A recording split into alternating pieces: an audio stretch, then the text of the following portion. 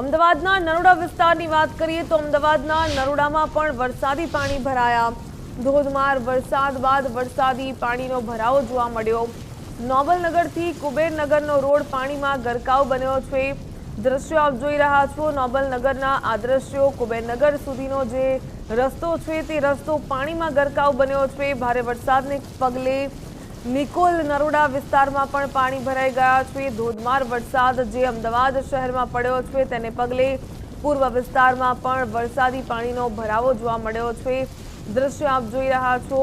અનેક રોડ રસ્તા એવા છે જ્યાં વરસાદી પાણીનો ભરાવો થતા રસ્તા જાણે કે ગાયબ થઈ ગયા હોય તે પ્રકારના દ્રશ્યો પણ જોવા મળ્યા છે। અનરાધાર વરસાદને પગલે રસ્તા પર પાણી અને વાહનો બંધ થતા જનતા પરેશાન બની। અનેક વિસ્તારોમાં પાણી ભરાઈ ગયા છે। છેલ્લા 15 કલાકમાં 15 ઇંચ વરસાદ અલગ અલગ વિસ્તારમાં ખાબક્યો।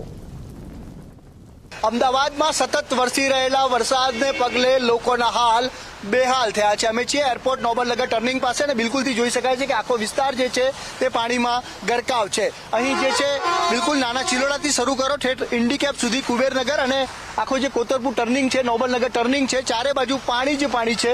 અનેક વાહનો તેમાંથી પસાર થતા નજરે પડી રહ્યા છે। અનેક વ્હીકલ જે છે બંધ પડ્યા છે અને જે નોબલનગર એટલે કે કુબેરનગર અંડરપાસ છે તેને પણ રાત્રે બંધ કરવો પડ્યો હતો અને હાલની જે પરિસ્થિતિ છે તે મુજબ લોકોના હાલ ખૂબ ભૂંડા થયા છે। સમગ્ર લોકો જે છે પાણીમાંથી નીકળતા નજરે પડી રહ્યા છે। અહીં એક એક્ટિવા પણ બંધ પડ્યું છે।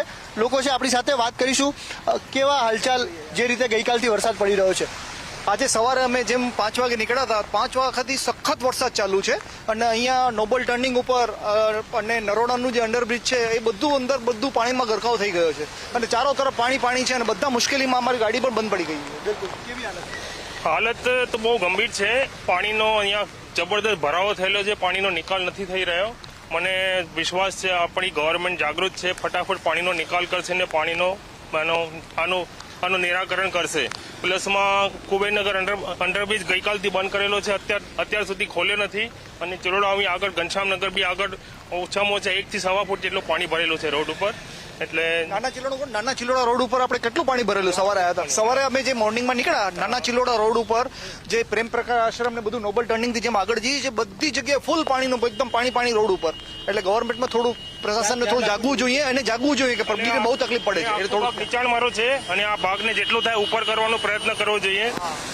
આ જુઓ પાણી કેમનું ઉડી રહ્યું છે રોડ ઉપર, જેટલું થાય ઉપર કરવાની આપણે પ્રયત્ન। બિલકુલ જોઈ શકાય છે કે જે રીતે વરસાદ વરસી રહ્યો છે ચારે તરફ માત્ર પાણી જ પાણી છે અને આ જે પ્રકારની પરિસ્થિતિ છે લોકોના હાલ ભૂંડા થયા છે। લોકોનું કહેવું છે કે જે રીતે પ્રી મોન્સૂન એક્ટિવિટી કરવામાં આવી અને તે જે છે પાણીમાં જ ગઈ છે કારણ કે પાણી સિવાય રોડ ઉપર કશું જ નથી અને પરિણામે લોકોના હાલ ભૂંડા થયા છે। આ જો સતત વરસાદ હજુ પણ ચાલુ જ રહેશે તો લોકોના હાલ બેહાલ થશે અને કોર્પોરેશનના જે જાડી ચામડીના અધિકારીઓ છે તેઓ અહીંયા આવે આ પરિસ્થિતિ જોવે તેવી લોકોની માંગણી છે। કેમેરા પર્સન ગજરાત સાથે સંજય જોશી, ગુજરાત ફર્સ્ટ, કોતરપુર, અમદાવાદ।